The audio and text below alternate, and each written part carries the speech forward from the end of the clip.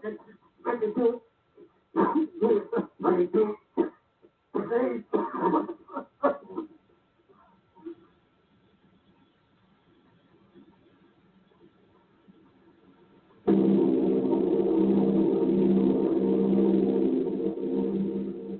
Army bombing plane B-843 off Bayonne, New Jersey. Lieutenant Bolt, commanding 8 bombers, reporting to Commander Fairfax, Langham Field. This is Bolt reporting to Commander Fairfax, Langham Field. Enemy tripod machines now in sight. Reinforced by 3 machines from the Morristown cylinder. 6 altogether. 1 machine partially crippled. Believed hit by shell from Army gun in Watchung Mountain. Guns now appear silent. A heavy black fog hanging close to the earth with extreme density, nature unknown. No sign of heat ray. Enemy now turns east, crossing Passaic River into the Jersey marshes. Another straddles the Pulaski Skyway. Evident objective is New York City. They're pushing down a high-tension power station. Machines are close together now. We're ready to attack. Planes circling, ready to strike. 1,000 yards and we'll be over the first.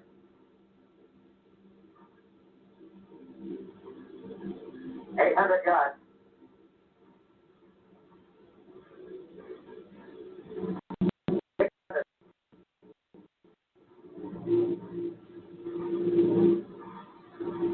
$400. $200. There we go. Giant arm raised. Green flash. Spraying us with flame. 2,000 feet. Engines are giving out. No chance to release bombs. Only one thing left. Drop on the plane and all. We're diving on the first one. Now the engine's gone. 8. This is Bayonne, New Jersey, calling Langham Field. This is Bayonne, New Jersey, calling Langham Field. Come in, please. Langham Field, go ahead. 8 Army bombers in engagement with enemy tripod machines over Jersey Flats. Engines incapacitated by heat ray. All crashed. 1 enemy machine destroyed. Enemy now discharging heavy black smoke in direction of... This is Newark, New Jersey. This is Newark, New Jersey. Warning. Poisonous black smoke pouring in from Jersey marshes. Reaches South Street. Gas mask useless. Earth populations move into open spaces. Automobiles use routes 23, 24. Avoid congested areas. Smoke now spreading over Raymond Boulevard.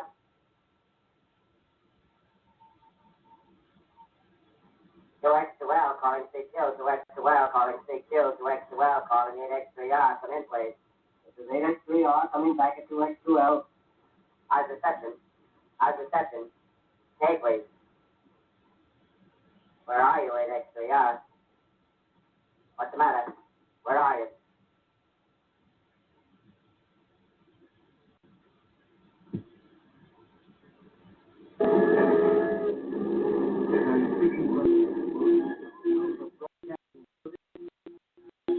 On the roof of Broadcasting Building, New York City. The bells you hear are ringing to warn the people to evacuate the city as Martians approach.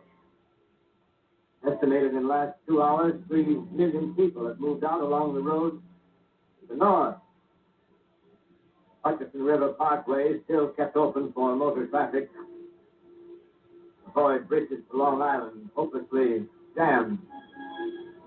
All communication with Jersey Shore closed 10 minutes ago. No more defenses. Our army is wiped out. Artillery, Air Force, everything wiped out. This may be the last broadcast. We'll stay here to the end. People are holding service here below us in the cathedral. Now I look down the harbor, all manner of boats. Docks. Streets are all jammed. Noise and crowds like New Year's Eve in city. Wait a minute. The enemy is now in sight above the palisades. Five great machines. The first one is crossing the river. I can see it from here, waiting the Hudson like a man waiting to approach. A bullet in his hand at me. Martian cylinders are falling all over the country. One outside of Buffalo, one in Chicago, St. Louis. Seem to be fine, safe. Now the first machine reaches the shore. He stands watching, looking over the city. Steel Cowley's head is even with the skyscrapers. He waits for the others. They rise like a line of new towers on the city's west side. This is the end now. Smoke comes out, black smoke drifting over the city. People in the streets see it now. They're running toward the East River, thousands of them, dropping in like rats. Now the smoke's spreading faster. It's Times Square.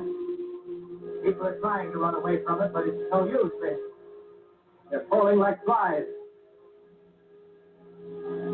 Now the smoke crossing 6th Avenue. 5th Avenue. 100 yards away. It's 50 feet.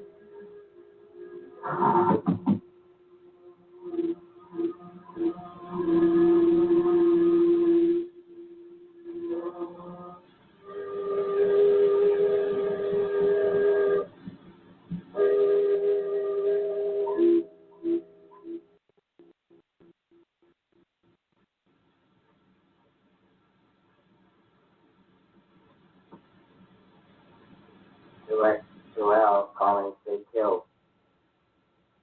Direct to L, calling, stay killed. Direct to L, calling, stay killed, New York. And anyone on the air? And anyone on the air? TJ Morris ET Radio. And anyone? TJ Morris ET Radio. Direct to L. You are listening to a CBS presentation of Orson Welles and the Mercury Theater on the Air in an original dramatization of The War of the Worlds by H.G. Wells. The performance will continue after a brief intermission. This is the Columbia Broadcasting System. The War of the Worlds by H.G. Wells, starring Orson Welles and the Mercury Theater on the Air.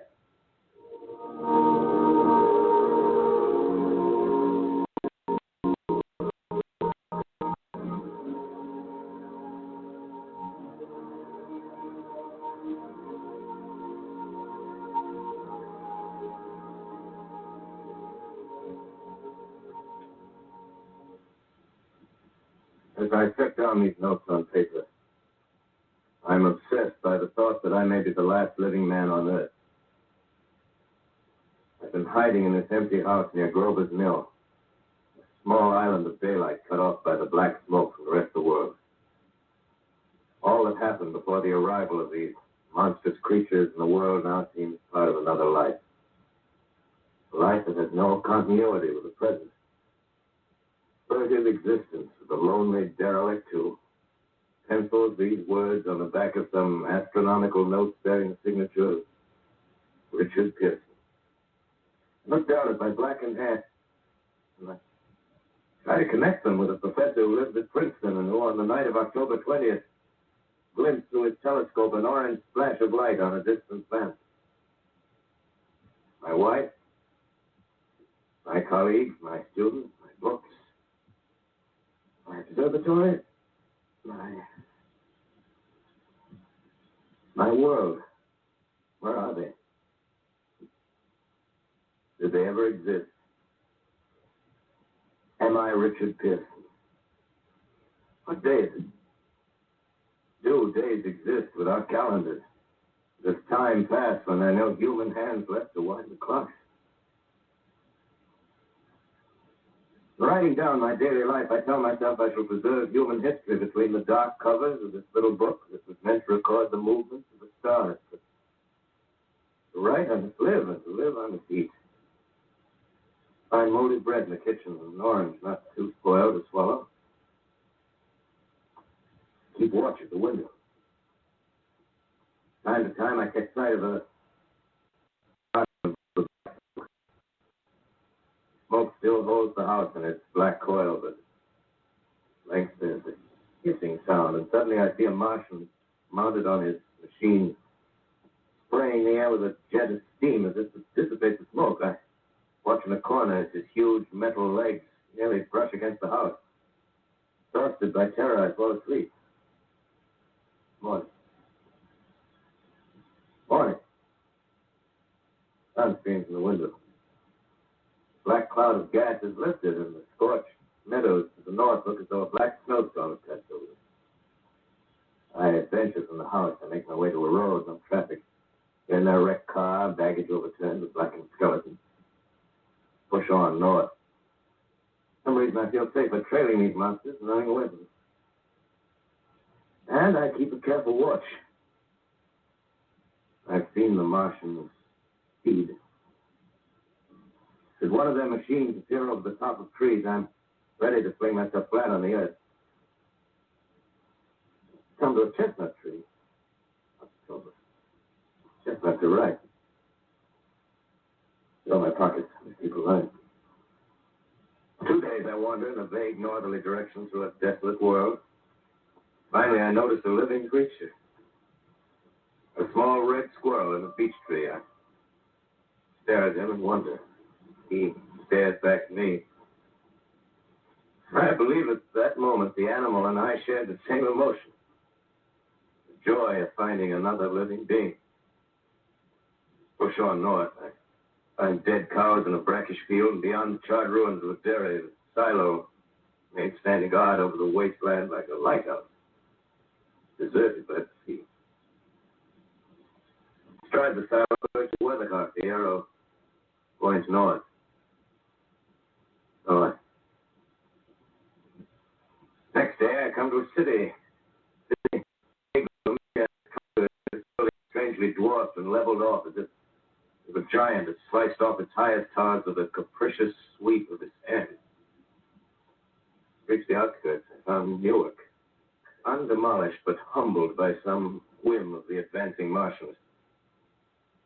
Presently, with an odd feeling of being watched, I caught sight of something crouching in a doorway. I made a step towards it. Rose up and became a man.